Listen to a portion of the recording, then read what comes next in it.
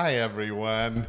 This is Rick Bradford. You know, I haven't in a long time told you that I am the pastor at Saddleback Church, Laguna Woods. And this show, Inspiration for Today, is a ministry of our church.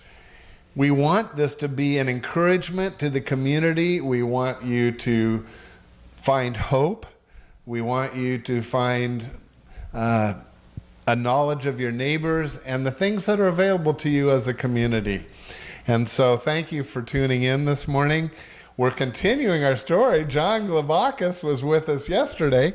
And John, good to have you again today. Glad to be back. But I want to give the verse for today that, as we do every day, because you talk about hope, it comes from the Bible. Colossians chapter 3 at verse 23 says, "Whatever you do, work at it with all your heart as working for the Lord."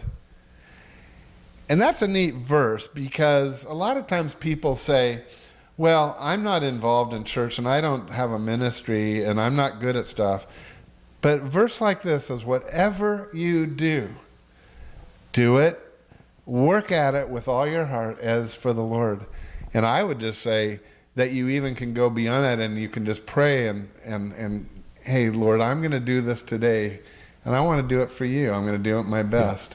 Yeah. Well, John, as I've known you over the years, you always serve with all your heart. Wow, it's a joy to. Now we left off, you were in Massachusetts, but I know as a fact that God has made you with a servant's heart. Wow. And you started serving back.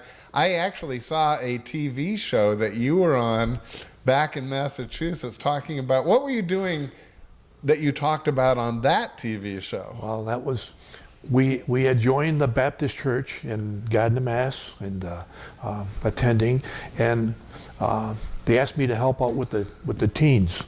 And the teens had invited a speaker from the Salvation Army. Oh. So that speaker kind of nudged my heart, because he says he ended up in prison, and he says the only people that would visit him were people from the Salvation Army, and he was from my hometown. Oh. And he says he got sent to prison for attempted murder, and says nobody came to the prison to visit him. So how did that lead to you? Well, by him mentioning his testimony, and that when he got out of prison, he wanted to give back to the Salvation Army because they had witnessed to him in prison. Yes. And I says, I'm going to find out more about the Salvation Army.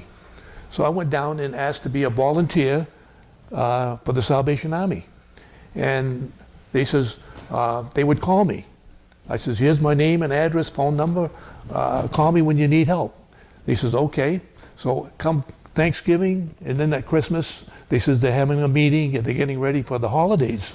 And so I says, I'll help. Well, you must have got really involved because this local TV station wanted to ask you about those things. Well, I got very involved because I loved it. I couldn't believe how I was affecting people. Yes. Because it's very rewarding. We love people that are down and out. Yes. I says, wow. I mean, Salvation Army does wonderful work. They do wonderful work. So you got real involved there, but then eventually, how did you get out to California and specifically Laguna Woods? Who wanted to? Were you still married at that time?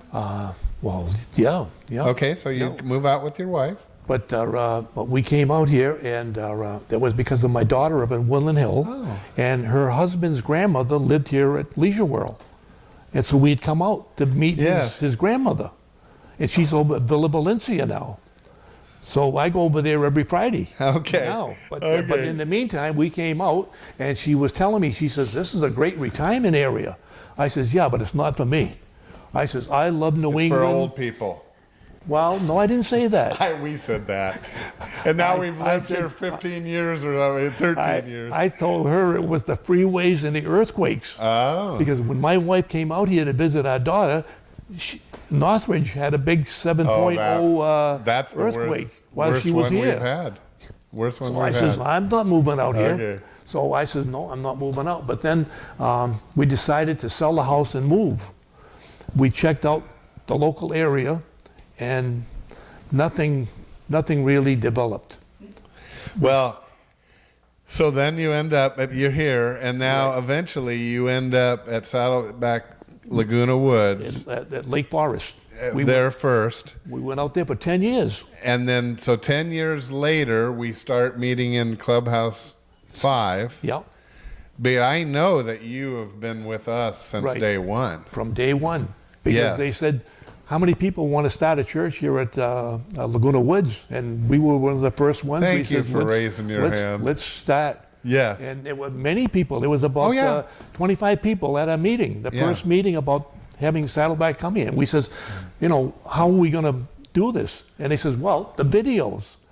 And I said, well, nobody's going to come out here and watch a video. They want to see Pastor Rick Warren live. Yeah. And we didn't know if it would work. I totally agree. You came and made it all happen. Well, times have changed over time, and you know what? I wasn't sure that we would all watch the video either. So the way it works is that we do watch Pastor Rick Warren on video, but the fact of the matter is everything else is live.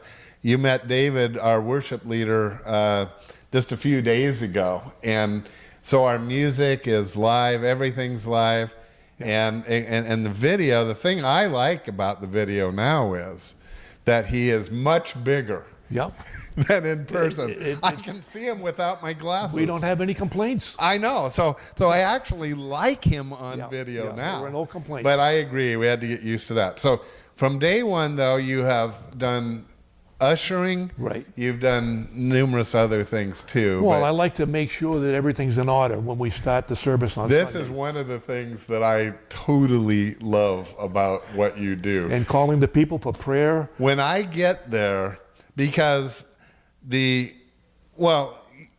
most of the people watching this live in Laguna Woods, if not all on the television, they do. But as you know, the clubhouses are set up by the people that work there. But they don't ever put the tables in the exact right position. So John, you took it on yourself. You are the official table setter. And he gets those tables throughout Clubhouse because we sit at tables and we have rows of chairs also. Yeah. So if people prefer those, they can sit on those. Either way, And sometimes you have to adjust those And most people go to the same chairs every Sunday out of habit. Yeah? Every Sunday, we all have our own seat. Your name is on the seat that you had for the last 2 years. He's joking about the name on the seat. But we are creatures of habit. Yeah. And the people, as I watch and look out every Sunday, every Sunday they're in their seats. But the thing I love about the setting, and you make sure that, here's what he's really trying to do.